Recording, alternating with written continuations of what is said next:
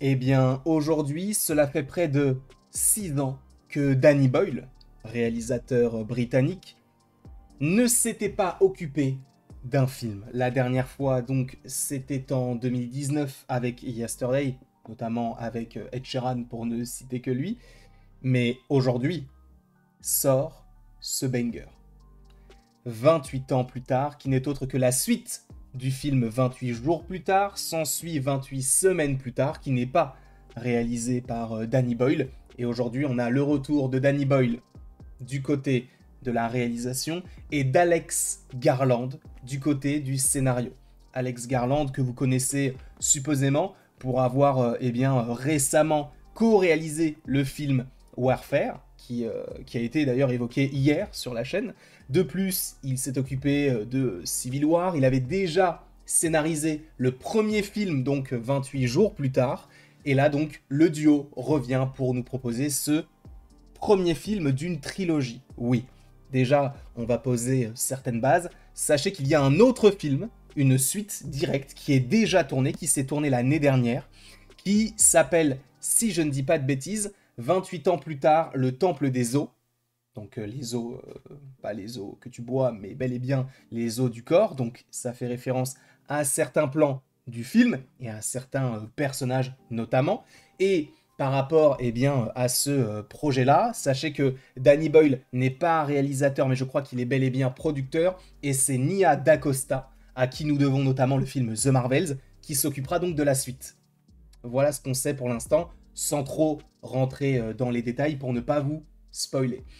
Qu'ai-je pensé de ce film-là? Sachant que j'ai découvert 28 jours et 28 semaines plus tard, assez récemment, en fait, j'avais envie de rattraper les films pour la sortie du premier trailer de 28 ans plus tard, et force est de constater que c'est excellent. J'adore les projets, les séries, les films en lien avec décontaminés, désinfectés, appelez-les comme vous voulez, mais j'adore ce principe-là. Non pas par rapport, on va dire, à ces créatures qui vivent ou non, mais plus par rapport à comment est-ce que la société se reconstruit par rapport à tout ça. Sachez que ce film est excellent.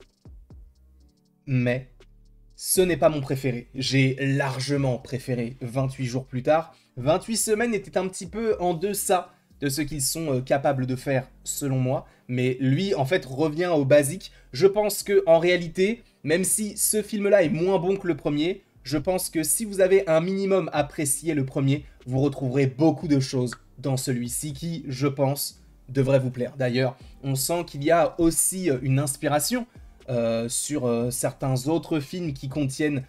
Alors, il mentionne le mot zombie dans le film, hein, sachez-le, mais bon, ce ne sont pas véritablement des zombies, on va plus les appeler les contaminés, mais on a des références, notamment pour Dernier Train pour Busan, que j'ai adoré, sincèrement, si vous avez l'occasion de le regarder, regardez-le, il y a quand même pas mal d'inspiration ici et là, parce qu'en fait, ce qui est intéressant dans ce film, c'est qu'on va essayer d'avoir une vision du coup des années 90-2000 plus 2000, notamment dans la manière de réaliser, mais en même temps on n'oublie pas toutes les années qui sont passées, l'évolution notamment dans le genre qui se sont effectuées, et on va dire les connexions aussi qui se font par rapport à ça et les références. Parce que oui, ce qui fait d'une certaine manière la force, mais qui peut être aussi une faiblesse pour peut-être un nouveau public qui tenterait de s'y intéresser, c'est le montage et la réalisation. Danny Boyle, il a une patte très particulière. C'est-à-dire que lui, ça se sent qu'il aime les caméras portées. Il y en a quasiment, on va dire, alors j'en sais rien, mais je vais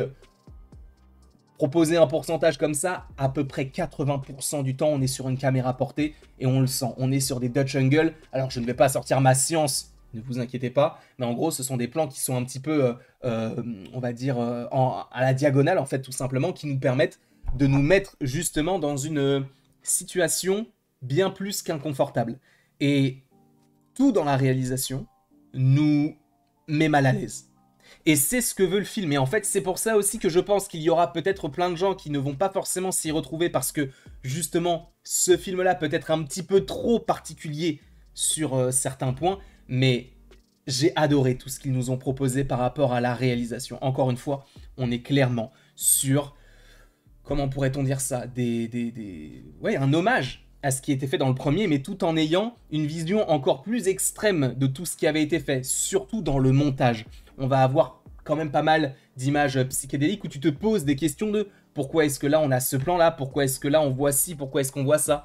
C'est un puzzle qui pour l'instant nous propose quelques pièces qui ne sont pas collées les unes entre les autres, et donc je pense que notamment le deuxième film et supposément le troisième si celui-ci marche, nous permettra, eh bien, enfin, ces films nous permettront de finir le puzzle pour se dire, ok, en fait, ces films-là nous racontaient ci, ça et ça. Parce que c'est vrai que c'est très étrange la manière dont c'est orchestré, on se pose beaucoup de questions, et sachez sincèrement que, au niveau de la réal, ce qui est fort, c'est qu'ils ont réussi en termes d'image, en termes de photographie, en termes de mouvement de caméra, en termes de musique également, ou en tout cas de fond sonore, de rendre hommage à ce qu'il y avait déjà du côté du premier film, avec ce côté vraiment pop rock, le côté en fait britannique qu'on retrouve beaucoup plus dans le premier et le troisième que par rapport au second. Donc on a vraiment cet aspect-là qui vient dénoter avec toute la réal qui se veut un peu déstructurée, mais en même temps qui cherche une certaine homogénéité, si j'ose dire. Et je trouve que ça fonctionne vraiment très bien. On peut évidemment parler du casting. On retrouve notamment Alfie Williams, si je ne dis pas de bêtises, qui va jouer Spike, donc le fils je crois qu'il s'appelle Jamie, si je ne dis pas de bêtises. Donc Jamie interprété par Aaron Taylor-Johnson, qui est lui-même l'époux du personnage de Ayla, interprété par Jodie Comer. On va retrouver également Ralph Fiennes, qui va jouer de son côté, alors sans préciser, puisque là on est dans une partie sans spoiler, mais sans vraiment trop préciser sa fonction, entre guillemets, on va l'appeler Kelson. Bref, on a un casting de fou. On a quand même une belle évolution, une belle avancée sur comment est-ce que les contaminés ont évolué, comment est-ce que même l'humanité a évolué face à cette situation-là. On comprend ce qu'il se passe aussi dans le monde, sachant que, je vous rappelle que pour 28 semaines plus tard, on restait sur une sorte de cliffhanger par rapport, on va dire, à la France, enfin la Tour Eiffel, et donc on supposait que voilà, ça allait se propager sans véritablement avoir de détails sur ce qui allait se passer, même si on pouvait supposer que ça allait prendre en fait une ampleur mondiale. Est-ce que c'est le cas là? Oui, non, je ne suis pas là pour vous répondre à cette question, puisque là on est dans une partie sans spoiler, mais sachez qu'il se passe énormément de choses, qu'il y a quand même pas mal de surprises, et je sais qu'il va aussi y avoir des gens qui peut-être ont déjà vu le film, qui vont se dire, il n'y a pas assez d'infectés, il n'y a pas assez de contaminés, il n'y a pas assez de ci, il n'y a pas assez de ça. En fait, le truc qui est très intéressant avec 28 ans plus tard, et même la licence de manière générale, ce ne sont pas tant les infectés, même si c'est vrai que pour 28 semaines, on était vraiment un truc proche de World War Z, entre guillemets. Là, on n'est pas du tout là-dessus. Là, on est vraiment sur un film qui est limite un petit peu contemplatif, qui veut avoir des décors vraiment majestueux, sans pour autant être dans la fioriture non plus. Enfin, on est vraiment sur quelque chose de, on va dire, d'assez simple. On retourne un peu au basique. Et on n'a pas besoin d'avoir énormément d'infectés. Parce que le fait, justement, qu'on ait cette mise en scène, cette réalisation qui nous met déjà mal à l'aise, le fait d'en voir encore plus arriver, je vous rappelle aussi, hein, ils sont tous tout nus, donc tu vois tout, malheureusement. Et du coup, tu te dis, ok, d'accord, on en voit, on aurait pu en voir peut-être un peu plus, mais ça ne me dérange pas. En tout cas, moi, ça ne m'a pas dérangé. Je peux comprendre que ça vous dérange. On n'en voit pas tant, on n'en voit pas tout le temps. Parce que justement, l'humanité s'est aussi adaptée à ce genre de situation, et donc on sait à peu près comment, on va dire, contenir la menace. Et donc, voilà. En tout cas, au niveau de l'acting, mention spéciale évidemment pour le jeune Alfie Williams qui, pour le coup, détruit tout le monde, on va pas se mentir. Alfie, c'est aussi très fort. Jodie Comer, une prestation incroyable. Mais il faut aussi revenir sur le trop sous-estimé Aaron Taylor-Johnson. C'est vrai que on peut se dire, oui, il a joué les Marvel, il a joué Kick-Ass, il a joué Kraven. Ouais, mais il a joué récemment dans Nosferatu de Robert Eggers et il était excellent.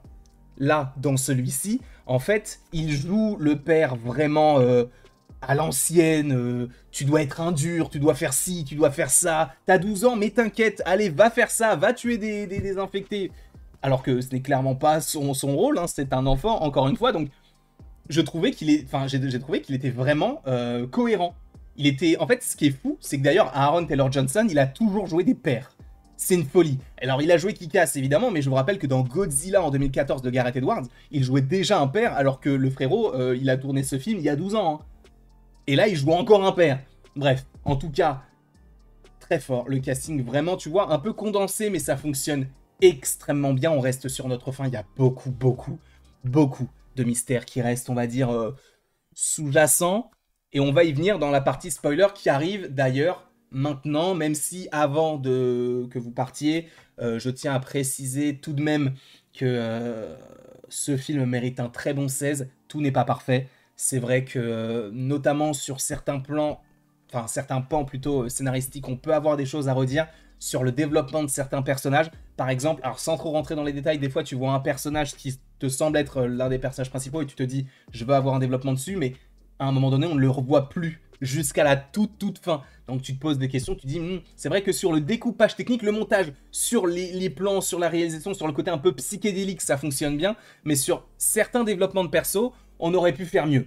Mais bon, encore une fois, on a le deuxième film qui arrive, et sachez que vous n'avez pas besoin, je me suis sacrifié pour vous, vous n'avez pas besoin de rester jusqu'à la fin du générique, il n'y a rien, même si, bon, si, c'est vrai qu'en fait, durant tout le générique, tu as des images qui apparaissent du film, et même d'infecter de manière générale, mais c'est tout, ça ne te donne pas tant d'indications sur ce qu'il se passe, et c'est vrai, en fait, qu'on n'a pas tant besoin d'une scène post-générique, parce qu'en fait, il va notamment y avoir une scène qui t'amorce la suite, qui est très étrange par ailleurs, où tu te poses énormément de questions, et c'est ça en fait le projet Enfin là où je pense qu'il va y avoir pas mal de gens qui ne vont pas forcément s'y retrouver, c'est que les gens vont se dire, mais en fait le film n'est pas fini. Oui, parce qu'il y a la suite qui arrive, et je crois supposément pour l'année prochaine.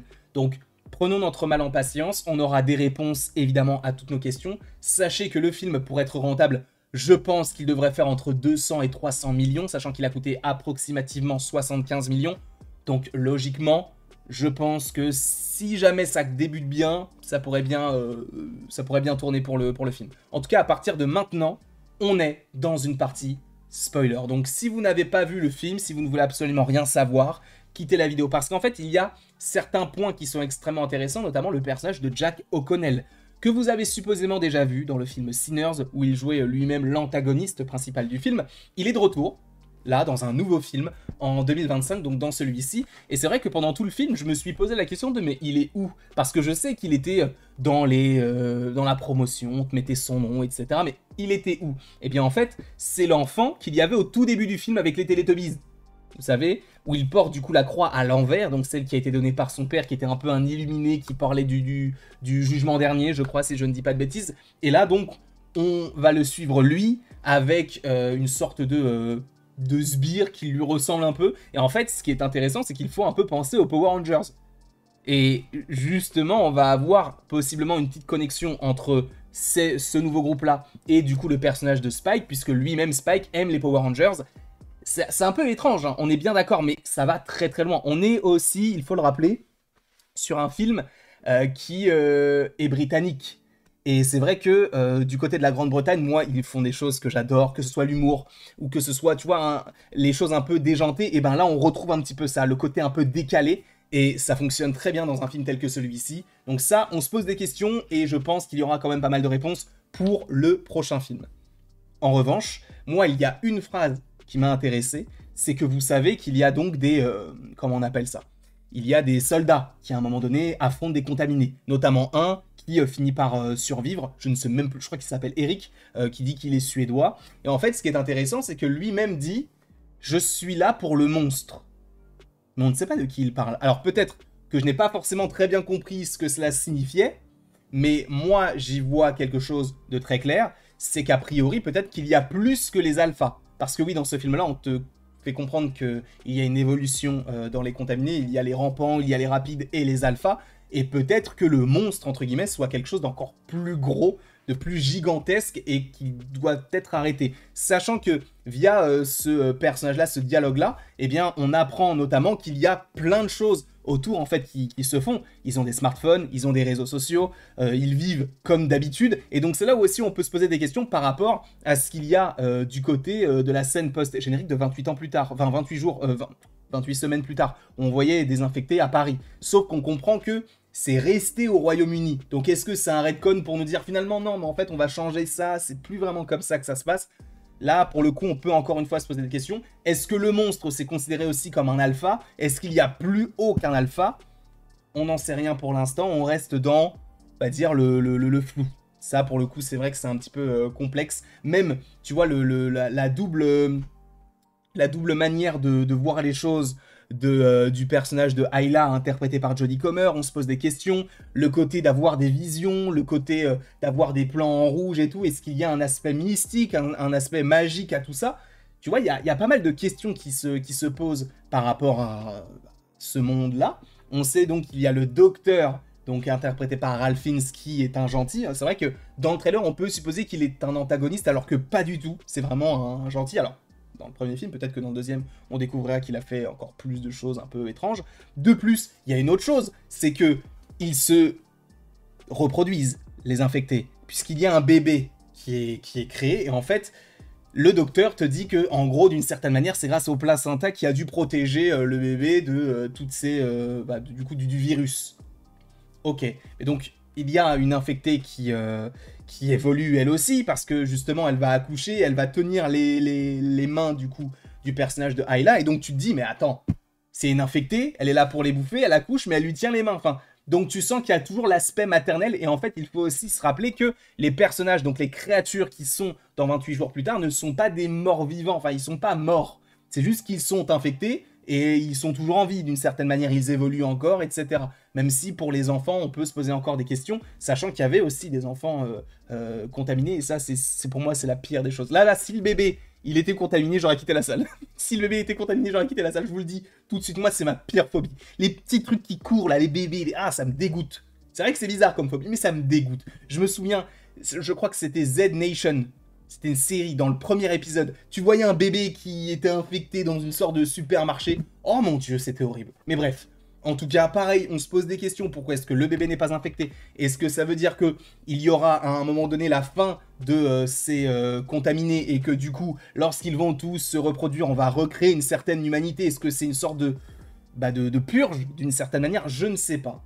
Quoi qu'il en soit, donnez-moi un petit peu votre avis par rapport à tout cela dans les commentaires. Voilà, il y a beaucoup de questions qui se posent, la critique a été très longue, j'en suis confus, mais en vrai j'avais beaucoup de choses à évoquer, beaucoup de questionnements. Donnez-moi donc votre avis dans les commentaires, n'hésitez pas à aimer, à partager, à vous abonner si ce n'est pas déjà le cas. Si vous-même vous avez des réponses à des choses que je n'aurais pas forcément comprises, dites-moi tout ça dans les commentaires. Et après tout ceci, il ne me reste plus qu'à vous dire à la prochaine, pour la prochaine. Et encore une fois, merci beaucoup à vous, on se retrouve d'ici quelques temps pour de nouvelles vidéos et pour de nouvelles aventures, et d'ici là, passez une excellente journée.